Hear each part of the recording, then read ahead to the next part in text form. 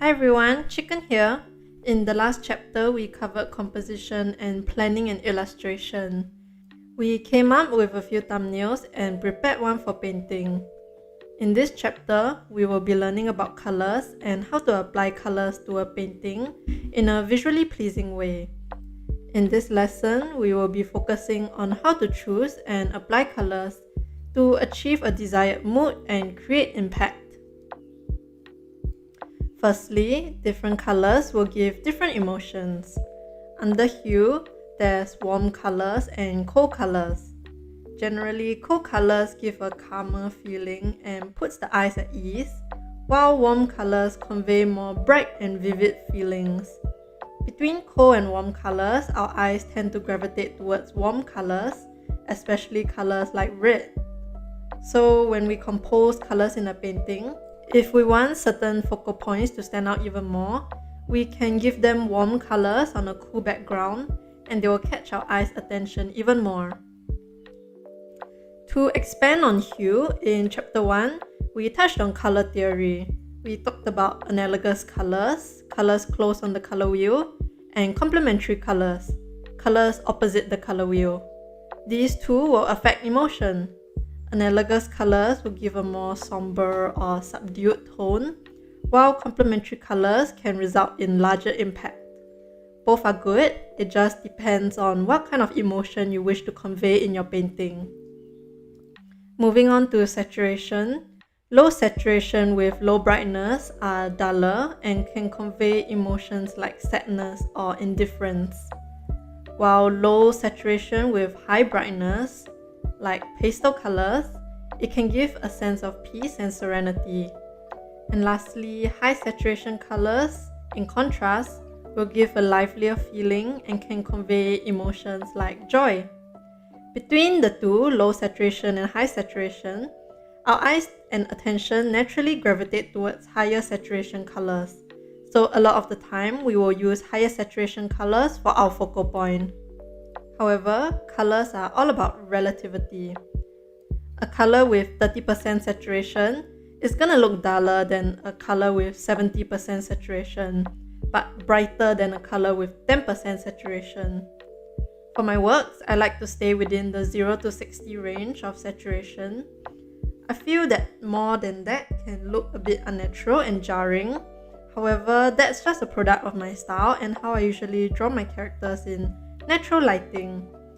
And if you want to go for more neon colors or deeper tones, you can experiment with them. Again, maybe find an artist who works with those colors and study their work. And for brightness, generally our eyes will gravitate towards lighter spots. But if you have a single character in a very bright background, of course our eyes will go there.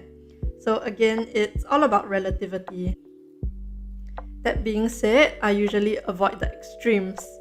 So I almost never choose the colors from the 4 far corners of the palette, and I'll usually avoid the extreme black.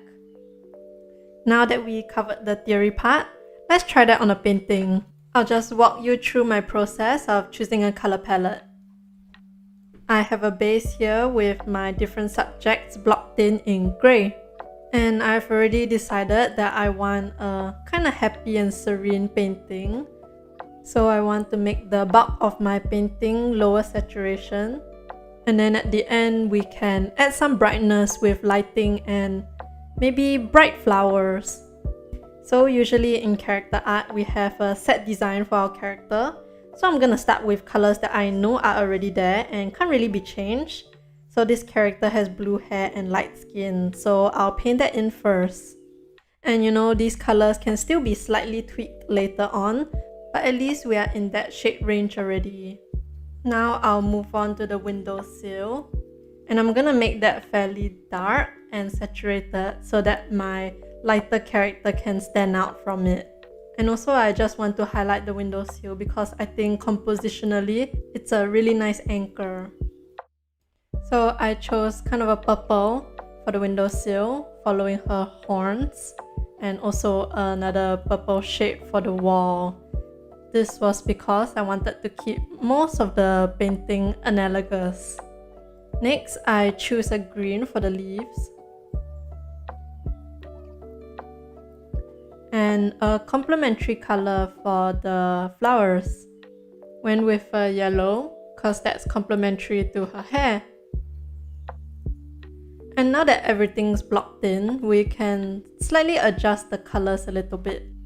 I want to adjust the colors of the leaves, and I brought it closer to a blue hue because I don't like working with too many colors in one piece.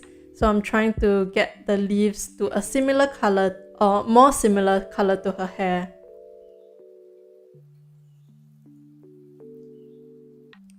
And now I'm just putting in highlights.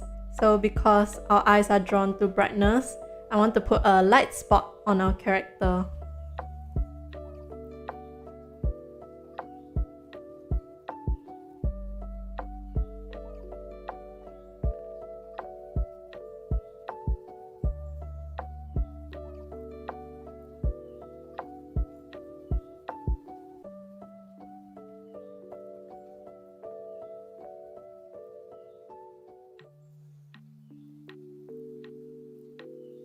And now just adding lighting to our environment. Again, I tried to use colors already available on the canvas to avoid introducing even more colors in. And then to make it look like light, we can put it to an add layer mode, and that will just brighten everything up.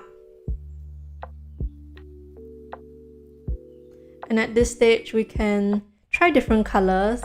I thought we could try a blue for the flowers to make it match her hair, but I decided that I like the complementary colors more. I'm fairly happy with it, so I'm gonna save it by clicking share and saving it as a PNG. But I still want more options, so I'm gonna edit it more.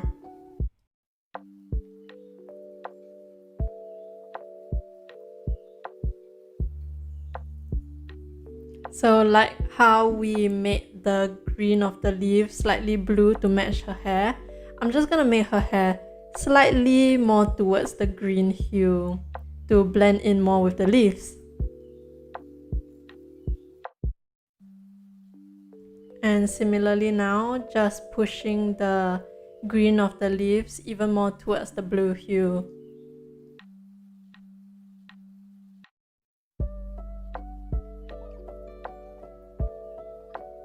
Here, I combine the layer of the windowsill and the wall so that we can control them together. And I tried to make them more warm, but I decided I liked it more cool, so I brought it back to the blue hue. Also, I changed the color of the flowers. Now, instead of avoiding adding new colors to the painting, I kind of decided there was not enough variation because our character and the windowsill was cool, and the flowers and the lighted part of the windowsill was both yellow. So I tried a pink, and I think it matches really well. Now I'm just adding a multiply layer to make everything darker and erasing the part on the character so there's an even brighter spot in our focal point.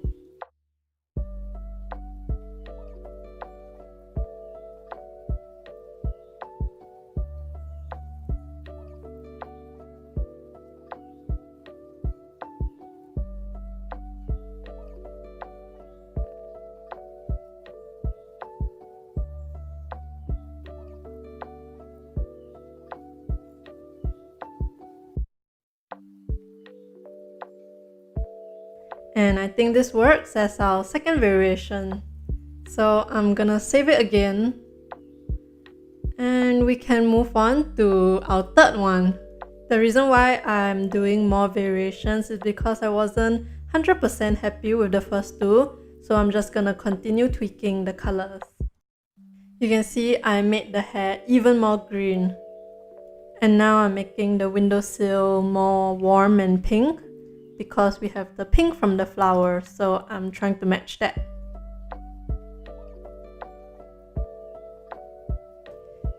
Making the highlights even more brighter using the bloom function.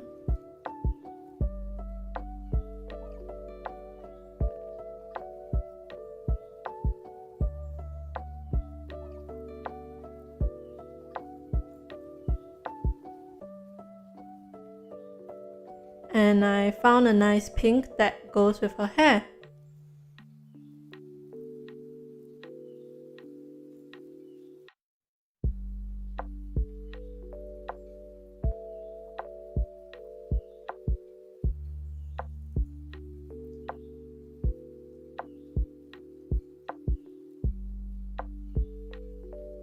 So final adjustments and we're done. I think I'm pretty happy with this last one. And you can see it's not really a linear process. There's a lot of trial and error involved and adjusting things until I find something I like.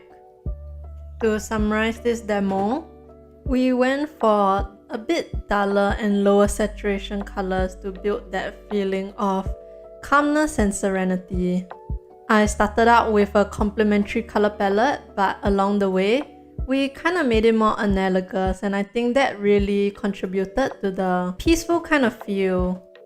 I put a bright spot on the character so she can remain the focal point, and her hair turned out to be the most saturated part of the painting, which is good because then our eyes are drawn to her even more. In this lesson, we learned about how colors can affect emotion, and we even composed the colors of a painting. In the next lesson, we will go more in depth about how colors might change in light and shadow, and we will start blocking in the colors of our painting plan.